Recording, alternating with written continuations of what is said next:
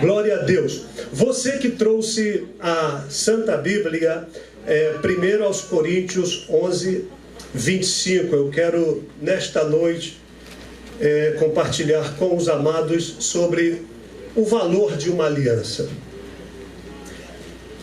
Haja vista que hoje nós estamos em uma das mais importantes celebrações que a igreja evangélica pode celebrar, Santa Ceia. Memorial de um amigo que parece ausente, mas está presente. Porque quando se fala de memorial, o memorial dá ideia de algo que morreu, memorial de alguém que não está, que se foi. Mas a Santa Ceia é o memorial de alguém presente. Aleluia. Ele está entre nós. Amém. E só participamos deste cerimonial porque uma aliança de sangue foi estabelecida por Deus, o nosso Pai, através do nosso Senhor Jesus Cristo. Amém? Amém. E eu quero que você leia comigo o versículo 25. Por semelhante modo, depois de haver ceado, tomou também o cálice, dizendo: este cálice é a nova aliança no meu sangue. Fazei isto todas as vezes que o beberdes em memória de mim. Amém. Pai, nós oramos. Eu oro e eu peço ao Senhor para que venha com a unção, a graça, o poder, o entendimento, a compreensão da Tua palavra, para que ela possa ser transmitida para a Tua querida e amada igreja. Obrigado, Senhor, por este privilégio que nós temos de estar aqui e ser instruído pela verdade, que é a Tua palavra, em nome de Jesus. Amém. Assentai-vos, por favor. Na primeira semana do mês de dezembro, Deus deu ao nosso pastor Jaime o tema que seria trabalhado ao longo de 2021, Aliança de Deus, ano de viver a aliança de Deus e celebrar a sua alegria. Se eu pergunto, quantos querem viver a alegria do Senhor todos os dias de 2021? É claro, todos queremos viver a alegria. Mas existe uma condição para que possamos viver esta alegria do Senhor, e está traduzido nesse banner, nesta frase. É viver em uma aliança eterna com o Senhor. A minha pergunta nesta noite é: quantos aqui têm uma aliança com Deus? Eu não tenho nenhuma resistência, não tenho nenhuma dificuldade para entender. Daqui a pouco eu vou te explicar o porquê eu vou falar isso. Não tenho nenhuma resistência quanto tempos de política, o voto é assim e é assado. Não tenho nenhuma resistência nisso. Até porque eu entendo que Deus sempre vai colocar um Daniel ao lado do rei. Deus sempre vai colocar uma rainha Esther do lado do rei para aquelas manobras políticas. E se não houver um crente lá dentro, Deus levanta um Ciro, que era um homem ímpio, mas Deus inclinou o coração dele para que o seu povo pudesse ser abençoado. Por que eu estou dizendo isso? Há alguns dias atrás, uma pessoa me procurou e ele falava que estava caminhando com um candidato e ele queria me apresentar e falar de propostas e tal. E como eu ainda não havia ouvido o meu pastor dar um direcionamento acerca da visão da igreja em torno de um apoio e tal, enfim. E eu não deixei de ouvir o que aquele amado tinha para falar. Só que durante a nossa conversa, ele começou a falar: pastor, o que a igreja precisa? Vamos fazer uma aliança, e ele é bom nas alianças, e eu tenho certeza que ele vai fazer um monte de coisa boa para a igreja. É só a gente estabelecer uma aliança. Irmãos, foi assim, saiu de forma involuntária, mas eu disse assim: amado, eu tenho um grande problema em atender a essa sua sugestão, porque eu não sou dono. Aliás, a igreja já tem um dono. E o dono da igreja estabeleceu com ela uma aliança. E é uma aliança de um preço muito alto. E logo eu não posso entender ou ir adiante na proposta que está sendo feita e tal. Queridos, o que eu quero dizer é que quando você tem aliança com Deus, os seus valores, as suas convicções, os seus princípios não podem ser negociados. Eu tenho uma dificuldade para me relacionar com pessoas que não têm firmeza em suas convicções. E aí eu não estou falando de classe política, não. Estou falando, tenho dificuldade para caminhar ou para me relacionar com pessoas que não têm firmeza em seus princípios, em suas convicções, em seus valores. Está me entendendo? E por que eu tenho essa dificuldade? Aí eu vou sugerir o Salmo 15. O Salmo 15, o salmista diz, ele faz uma pergunta dizendo: Senhor, quem morará no seu santo monte? Quem habitará no seu tabernáculo? E aí Deus começa a dar para ele uma série de recomendações, de instruções, e a partir do versículo 2, ele vai dizer: aquele que vive com integridade, pratica justiça, de coração fala a verdade, não difama com a língua, não faz mal ao próximo, não lança injúria contra o vizinho, aquilo que aos seus olhos é desprezível, o que é reprovado, né? Mas honra os que temem ao Senhor. E no versículo 4, na parte final, o salmista recebe do Senhor a seguinte instrução sobre quem habitará na presença do Senhor: aquele que, mesmo tendo feito um juramento, se aquele juramento feito for redundar em prejuízo para ele, nem por isso ele vai mudar. Isso é pessoa que tem princípios. Eu fui ensinado que uma vez a palavra dada, cumpra. Eu presenciei uma vez algo assim interessante, quando um irmão, ele vendeu um veículo e o acordo era de entregar o veículo no dia seguinte. Só que, curiosamente, na noite, antes dele fazer a entrega do veículo, o governo autorizou alguns aumentos em tarifas para veículos usados. Aqui o pastor Marcelo, que entende muito bem desse negócio de veículos novos e usados. Mas naquele dia foi liberado, naquela noite. E aí o irmão, ele chegou para a esposa e falou assim: querida, eu vendi o carro hoje durante o dia, só que uma boa notícia foi divulgada, é que foi liberado o aumento de umas tarifas e tal, e para eu não ter prejuízo, eu vou desfazer o negócio. A esposa falou para ele assim: perca dinheiro, mas não perca a palavra. Amém, Senhor. Queridos, essa introdução é porque eu quero falar nesta noite sobre aliança. Eu quero falar nesta noite sobre pacto. Eu quero falar sobre fidelidade. E aí eu vos convido para ler mais uma vez o texto que nós lemos, que está em 1 aos Coríntios, no capítulo 11, versículo 25. Eu gostaria que a igreja, a uma só voz, fizesse leitura. Vamos lá? 1, 2, 3, já. Semelhante modo, depois de haver ceado, tomou também o cálice, dizendo: este cálice é a nova aliança do meu sangue. Este cálice é o quê? Este cálice é a nova aliança no meu sangue. Aleluia. Jesus está falando de aliança. Queridos, veja bem, se nós folhearmos a Bíblia, nós vamos perceber que o nosso Deus é um Deus de aliança. E ele, sendo Deus de aliança, ele zela sempre pela aliança que ele estabelece. No Antigo Testamento, os estudiosos da Bíblia concordam, no Antigo Testamento, Deus ele fez pelo menos 6 alianças. No princípio, ele estabeleceu uma aliança no Éden, que os teólogos chamam de aliança edênica, e é quando você lê o capítulo 1, capítulo 2 de Gênesis, ali Deus estabelece uma aliança.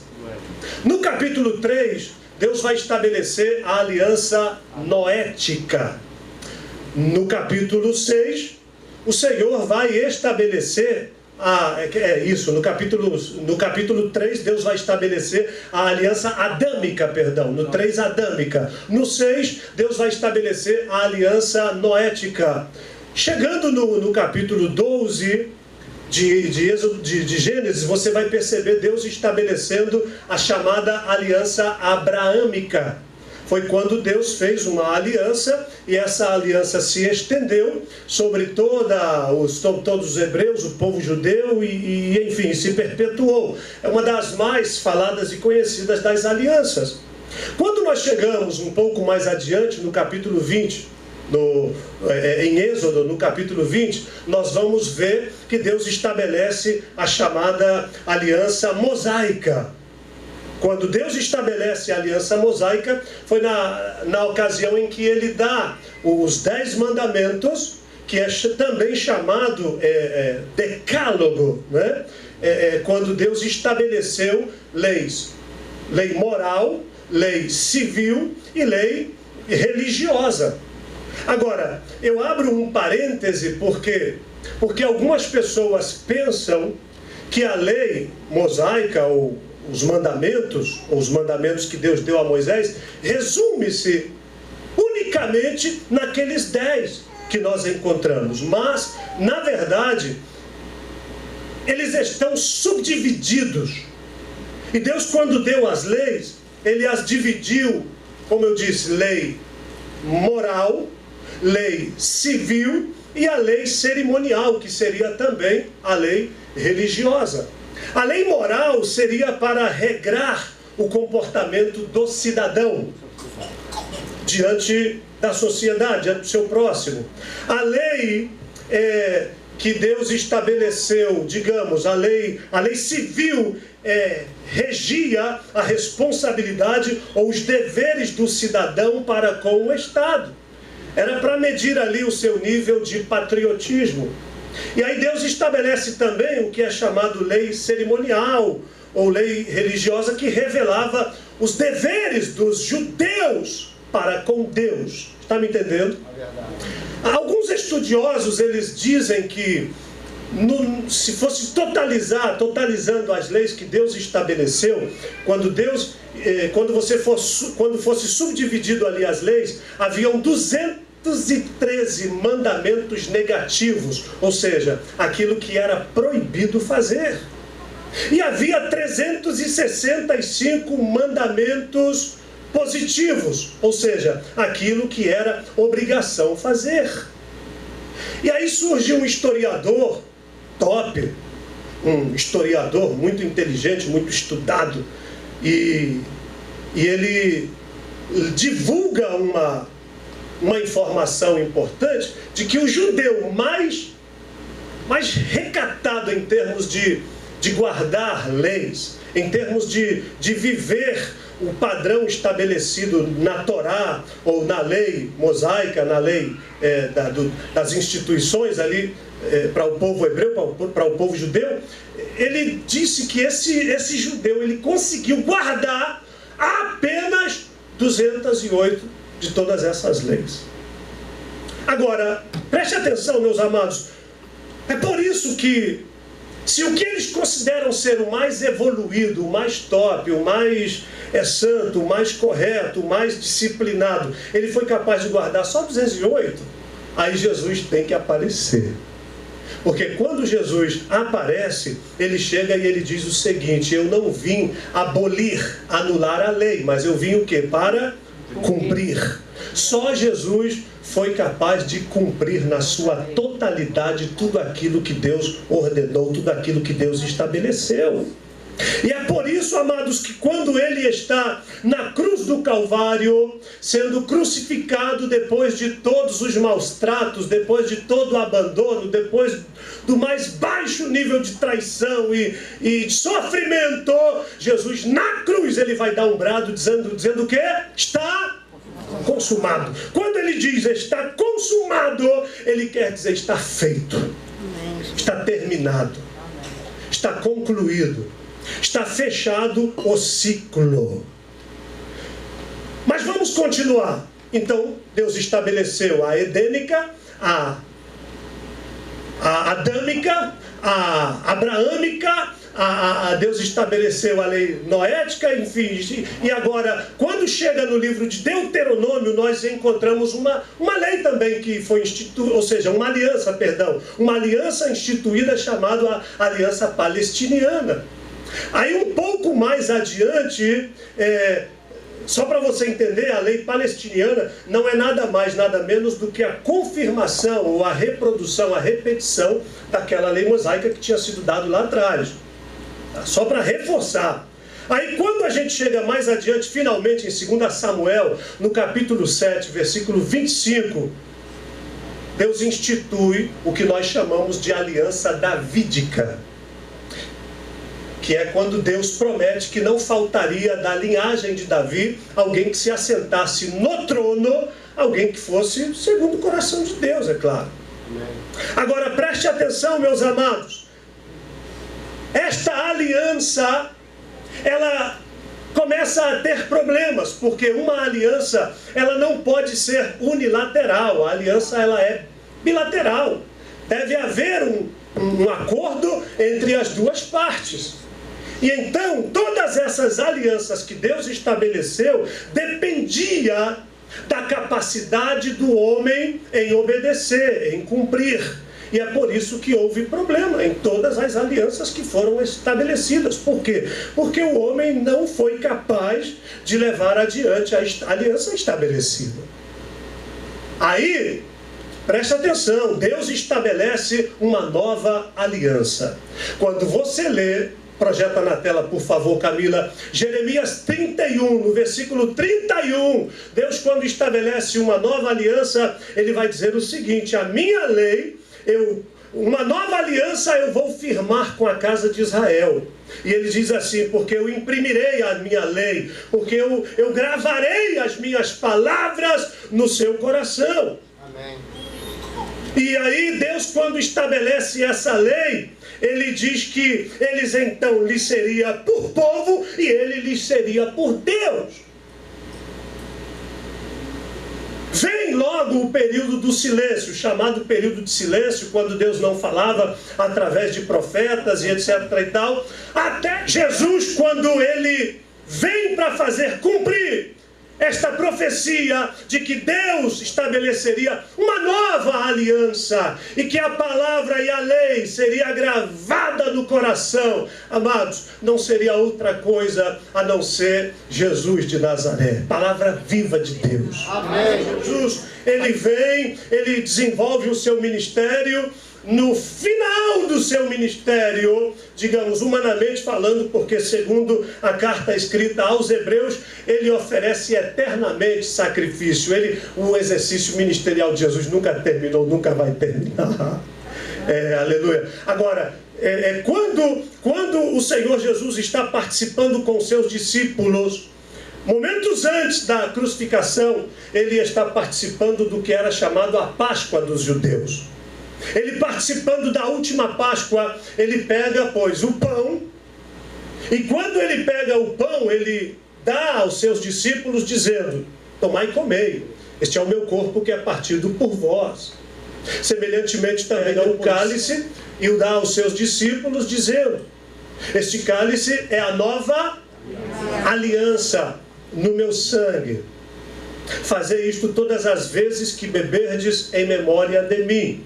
Então ali o Senhor Jesus, ele está estabelecendo uma nova aliança, indicando que daqui a pouco ele haveria de morrer e o seu sangue seria derramado na cruz do Calvário. Então o derramamento do sangue de Jesus viria a nos introduzir na nova aliança com Deus. Amém. O apóstolo Paulo, ele no versículo 23 desse capítulo 11 que nós lemos, ele diz: porque eu recebi do Senhor o que também vos ensinei, que o Senhor na noite em que foi traído pegou o pão e enfim. Então o apóstolo Paulo, o que ele quer dizer? porque eu recebi do Senhor que também vos ensinei. O que ele quer dizer é, o que eu estou ensinando, transmitindo para vocês, eu recebi por intermédio de uma revelação divina. Amém. Aleluia. Eu quero que você se alegre porque existe uma nova aliança. Aleluia. E se não fosse essa nova aliança, eu, você, estaríamos perdidos. Amém. Porque Deus estabeleceu, quando das leis estabelecidas, Ele disse, ó, a alma que pecar, essa morrerá. E aí você lê a palavra do Senhor dizer em Romanos 3:23 que todos pecaram e estão destituídos da glória, da graça. E, queridos, o Senhor Jesus vem para que nos livrasse da maldição e da morte. Aleluia, glória a Deus. O estabelecimento era, a alma que pecar, essa morrerá. Só que vem o Senhor e coloca um ponto e vírgula e diz, ó, aquele que crer no meu Filho não morrerá eternamente. Amém, glória a Deus. Aquele que entrar na aliança vai ter vida eterna. Deixa eu falar uma coisa importante para você entender um pouco sobre esta aliança de sangue, querido. Para nós os ocidentais, a expressão aliança não tem o mesmo valor que tem para os orientais. E quando se fala em aliança de sangue, aí que complica para nós, porque quase não entendemos esse negócio de aliança de sangue. E ainda que a entendamos no ponto de vista histórico e cultural, a aliança de sangue não é parte intrínseca na cultura ou na formação da nossa sociedade, a chamada aliança do sangue, que para o oriental funcionava mais ou menos assim. Quando dois judeus, por exemplo, vão fazer uma aliança de sangue, eles se assentam um diante do outro, coloca na frente uma copa, uma taça, com vinho ou com qualquer tipo de bebida que lhe for preferida, e um diante do outro vai fazer um pequeno corte na região do pulso. O sangue vai ser aspergido algumas gotas dentro daquela taça. Em seguida, isso é cultura judaica, em seguida eles vão trocar aquela taça e vai beber aquela bebida dentro da taça com aquelas gotas de sangue. Trocam entre si e bebem. Feito isso, ele vai olhar fixamente um no olho do outro e ele vai dizer o seguinte: agora você é o meu irmão.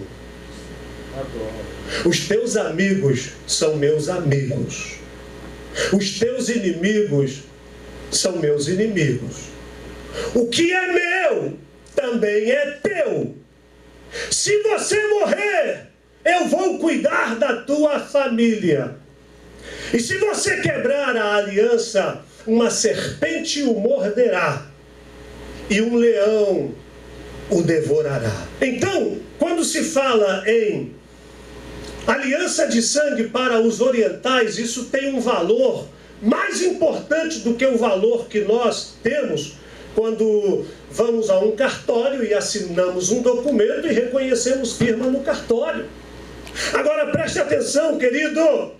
A aliança estabelecida pelos orientais, ela tem essa aliança de sangue, tem esse valor. Eu quero que você pare para pensar o que é que o Senhor Jesus quis dizer quando ele fala assim, olha, a nova aliança do meu sangue. Fazer isto todas as vezes que beberdes em memória de mim. Se você ler o capítulo 6 no Evangelho de João, você vai perceber lá a partir dos versículos 48, não projeta porque levaria um tanto de tempo, 48 até os 53, 54, você vai ver que quando o Senhor Jesus ele estava pregando um grande sermão, ele falava para os judeus, ó, aquele que não comer a minha carne, não beber o meu sangue, não tem vida eterna, não permanece em mim e tal. E a Bíblia diz que os judeus se escandalizavam, dizendo, como pode este nos dar a comer a sua carne? Como pode esse dar para nós beber do seu sangue? Por quê? Porque cerimonialmente falando, o judeu não pode sequer consumir sangue de animais. E como é que alguém aparece e diz, aquele que bebeu do meu sangue? Eles ficaram escandalizados. Inclusive nos açougues em Israel, supermercados que comercializam carne, eles são visitados periodicamente por uma vigilância, uma espécie de vigilância sanitária, que exige a verificação se a carne que está sendo comercializada está livre na sua totalidade da presença de sangue. Os abatedouros, os matadouros, onde são sacrificados os animais devem ser sacrificados de cabeça para baixo, para que se certifiquem de que a totalidade do sangue foi esvaído. Agora preste atenção, querido. Jesus estabeleceu conosco uma aliança de sangue. Amém. Glória a Deus. Aleluia. Quando Jesus estabelece uma aliança de sangue, Ele está nos fazendo ser participante da sua natureza. Queridos, deixa eu dizer uma coisa. Deus, através de Jesus, o seu Filho amado, nos resgata, nos restaura, nos compra e paga um preço elevado para que eu e você pudéssemos nos tornar irmãos de Jesus. Nosso irmão mais velho. Aleluia. É como se Jesus chegasse para você e falasse assim, olha, teu amigo é meu amigo. Os teus inimigos serão meus inimigos. Você lembra que uma vez Saulo de Tarso, ele estava perseguindo a igreja e de repente Jesus já estava na glória, morreu, ressuscitou, foi assunto aos céus, e Saulo, naquela frenesi de perseguir a igreja, incomodado com o crente, com reunião dos irmãos, língua estranha, ele pede carta, autorização para ir perseguir. De repente ele caiu da sua cavalgadura e ele ouviu uma voz dizendo o quê? Saulo, Saulo, porque me persegue. Ele estava perseguindo a quem? Os cristãos. Jesus, que estabelece a aliança de sangue, ele se apresenta e diz, não se mete com esse povo não, hein? Tu vai ter problema. Meu Deus. Oh, glória. Aleluia, Jesus. Eu quero que você diga para quem está do seu... Mas diga só se for verdade. Se não for verdade, não fala, para você não pecar. E hoje é ceia. Diga, eu tenho uma aliança com Deus. Eu tenho uma aliança com Deus. Eu tenho uma aliança com Deus. Amém, eu tenho uma aliança com Deus. Agora, deixa eu dar uma adiantada aqui. A pergunta é, quais são os benefícios desta aliança com Deus? Quais são os privilégios que nós temos se somos aliançados com Deus? E antes de lhe falar quais são os benefícios e os privilégios, eu preciso lhe dizer que essa aliança é uma aliança eterna. Aleluia. Deus, ele não retrocede na sua aliança. Deus não quebra a sua aliança. Deus não viola a sua aliança. Em Êxodo, falamos isso na semana passada, Êxodo 2, 23 e versículo 24, o povo hebreu, eles estavam gemendo por causa da opressão e das cargas que o faraó havia imposto sobre eles. E o texto vai dizer no versículo 24 o seguinte, que viu Deus a opressão do seu povo e lembrou-se da sua aliança. Aleluia. E detalhe, essa aliança que fez Deus lembrar e se comover com o sofrimento do povo havia sido firmada há 430 anos atrás. Amém. A aliança de Deus é uma aliança eterna. Amém. O que significa isso? O que significa isso? Lembra que em Gênesis, no capítulo 15, Deus falou a Abraão, a minha aliança estabelecerei contigo. Uma emboscada para Davi, outros 1.500. Eram quantos no total? 3.000. E de repente, irmãos, Davi, ele vê que ele estava cercado e que a morte, havia apenas um passo entre ele e a morte. De repente, Deus, escute isso, envia um mensageiro. O mensageiro traz uma mensagem para Saul, dizendo o seguinte, versículo 27. 1 Samuel 23, 27. O mensageiro avisa a Saul, os filisteus invadiram Jerusalém. Os filisteus invadiram a terra. Sabe o que Saul faz? Olha lá o que Saul faz, versículo 28. Ele dá uma ordem dizendo: não vamos perseguir mais a Davi. E foi contra os filisteus. Por esta razão aquele lugar se chamou Pedra de Escape. Preste atenção. Deus levanta um inimigo maior do que o teu inimigo para te dar livramento. Aleluia! Meu Deus! Tudo acabado! Vou morrer! Estou cercado! Os inimigos se multiplicaram! O mensageiro chega: rapaz, Oh, glória! os inimigos os filisteus invadiram Jerusalém, invadiram a terra, e Saul dá um apito lá: ei, vambora, deixa Davi de quieto. Tipo assim, esse é mais fraco. Vamos em cima dos mais fortes. Aleluia, Senhor! Glória a Deus. Querido, deixa eu te falar uma coisa. Aleluia! Davi era um estrategista. Saul também era. Só que mais forte do que as estratégias de Davi eram as estratégias que Deus tinha para poder dar a vitória. Aleluia! Eu quero que você entenda isso hoje. Deus está te dando estratégia para que você possa vencer. 2021 será o ano em que Deus estabeleceu a aliança. O que nós precisamos é renovar a nossa aliança com o Senhor. E eu vou fazer este chamado hoje. Se há alguém que quebrou a aliança, vai reatar a aliança. Se há alguém que nunca fez aliança, vai fazer esta aliança. Deixa eu dizer uma coisa para você, amado. Você sabia que tem bagunça na nossa vida que não é o diabo que faz? Não entendi, pastor. Vou te explicar. Tem hora que parece que está tudo errado. Tem hora que parece que nada vai dar certo. Tem hora que na nossa vida acontece aquilo que os retetés, eles dizem: um rebuliço. Está acontecendo um rebuliço lá na minha casa, um rebuliço na igreja, um rebuliço na empresa, um rebuliço não sei aonde. E Deus está permitindo essa, entre aspas, bagunça só para cuidar de você. Pastor, eu não entendi. Você já parou para pensar o estrago que foi lá no Egito só por causa de Israel? Irmãos, aquilo foi uma tragédia nacional. Morreu do menor ao maior. Em algum momento, mosca e serpente e sapo e tal, e veneno, e daqui a pouco morreu muita gente. Foi uma tragédia nacional. Para quê? Para defender o povo da aliança. Aleluia! Entenda uma coisa: para defender você, Glória! Deus para sol. Aleluia! Para defender você, Deus para a lua. Aleluia! Para defender você, Deus mostra a conspiração do inimigo. Oh, glória! Para defender você, Deus abre o mar, faz nele uma rua. Para defender você, Deus usa jumento. Para defender você, Deus tira a água da rocha. Para defender você, Deus faz urso devorar blasfemo. Para defender você, Deus entra na fornalha. Para defender você, Deus muda o decreto do rei.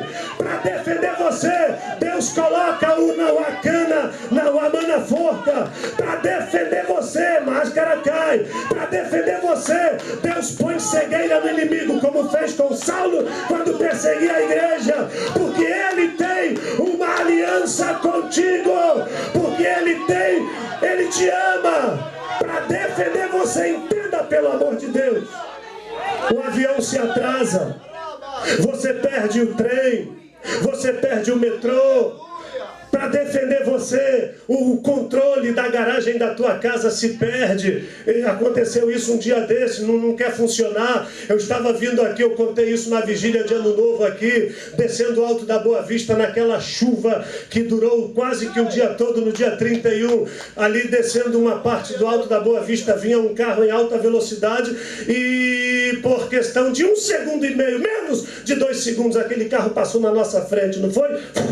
E só deu tempo de eu desviar e continuar seguindo para chegar na vigília. Aleluia, aleluia! E aí eu entendi que aquele 1,5 segundos pode ter sido o sinal que fechou e eu reclamei. Meu Deus, eu preciso chegar cedo na igreja. E esse sinal hoje parece que está tudo conspirando contra mim. É um controle que a gente tenta abrir e não quer abrir. E às vezes a gente precisa entender a agradecer a Deus pelas aparentes demoras que estão acontecendo na nossa vida. Para defender você, amado, Deus faz um montão de coisa que você nem imagina. E aí Deus começa a fazer algumas coisas que a gente não entende e não vai entender mais, porque isso é o resultado da aliança que você fez com Ele. Aleluia, aleluia. Aleluia. Você se torna propriedade exclusiva de Deus, porque Ele te comprou com o seu sangue. Santo, santo. Malaquias 3,16. Tem um texto bíblico em Malaquias 3,16 que diz: e vós sereis para mim o particular tesouro. Oh, Jesus. E vereis a diferença entre o ímpio, entre o que serve a Deus e o que não serve. Aleluia. Deixa eu dizer uma coisa. Já viu aqueles filmes onde aparecem aqueles diamantes que estão guardados numa caixa, um cofre de alta segurança? Aí são... Aí de repente você vê aquela quimera, sei lá, imagina qualquer coisa que você tenha assistido e de repente existe aqueles raio-x não, como é? Laser assim, pá, cercando direita, esquerda, por cima. O camarada tem que fazer uma manobra incrível para tentar e mesmo assim às vezes não consegue. Eu acho que Deus, quando Ele nos cerca, é desse jeito. Dá para ter ideia quando você imagina isso, e aí não chega nem perto do que é Deus falar isso. Sereis para mim particular tesouro. Amém. Eu termino dizendo para você uma coisa: particular tesouro ninguém toca. Tesouro particular ninguém pega para fazer o que quer. Aleluia. Tesouro particular está protegido. Tesouro particular, você que é tesouro particular, é lindo, Aleluia. é belo, Glória, é majestoso, é formoso, é valioso, é polido, sabe?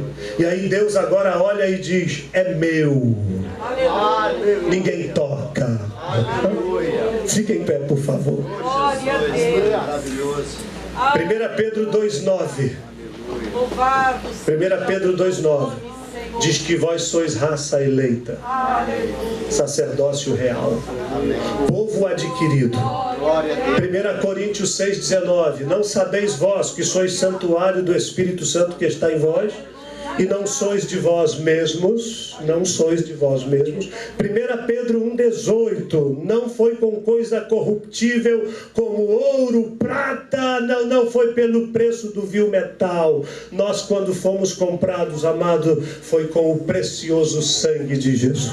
Amém. Isso vale mais do que o grama do ouro, vale mais do que o cartão American Express, tem um valor incomparável. Aleluia. Eu quero que você feche os teus olhos, porque eu quero orar por você em nome de Jesus.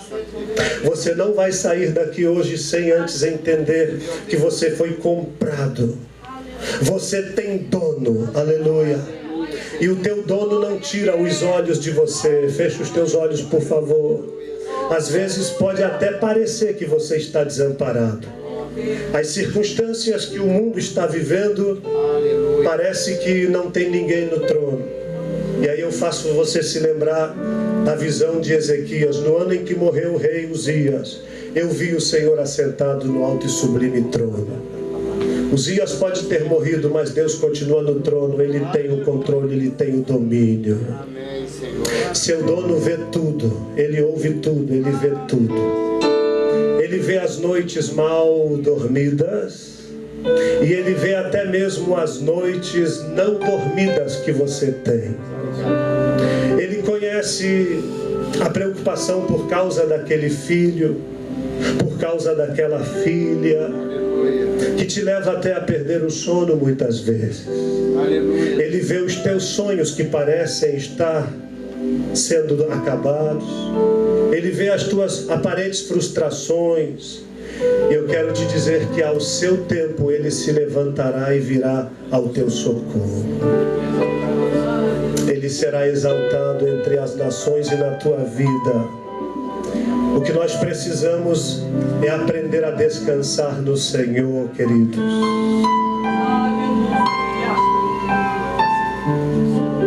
Dizem a ciência que estuda o comportamento das águias, que quando ela quer fazer o seu filhote aprender a voar, olha o que a águia faz. Ela que faz o seu ninho nas maiores alturas, aonde as nuvens chegam, inclusive. Quando ela quer fazer o filhote aprender a voar, ela vai até onde o filhote está e ela... O vídeo, se você tiver curiosidade, procura ver. A águia fazendo o filhote aprender a voar. O vídeo mostra uma águia irada, sabe? Igual aquele galo de briga, com o pelo todo assim, arrupiado. Ela chega diante do filhote, ela enxota, ela empurra o filhote no despenhadeiro abaixo, e o filhote todo desengonçado, que não sabe ainda voar, ele tenta bater as asas, mas não consegue, e a sensação que dá é de que vai morrer, vai se arrebentar lá embaixo no chão ou nas rochas. E a águia lá em cima, tranquilamente, balança a cabeça para um lado, para outro, não está nem aí. E o filhote, se ele tem capacidade de pensar, talvez ele vai pensar: minha mãe ficou maluca, quer me matar, me jogou daqui de cima para baixo.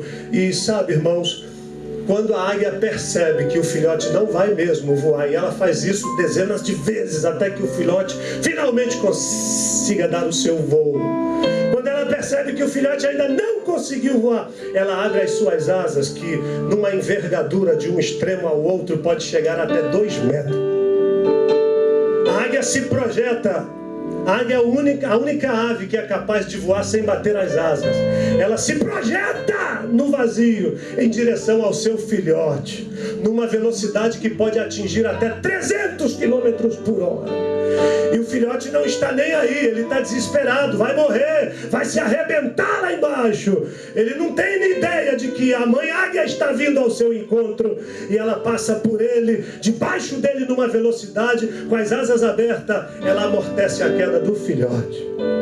E ela o acomoda e ela alça voo de novo e o leva para a rocha firme, para o lugar seguro. Eu quero que você entenda que Deus, ele faz isso muitas vezes. Tem gente aqui que parece que está despencando, é tanta coisa acontecendo na sua vida, é tanta perca, é tanto problema, é tanto problema na saúde, e você está despencando numa velocidade incrível, na saúde, nas finanças, na empresa, no casamento, no ministério. Mas olha, se você está na aliança com o Senhor, descansa, porque você não vai se arrebentar em uma queda.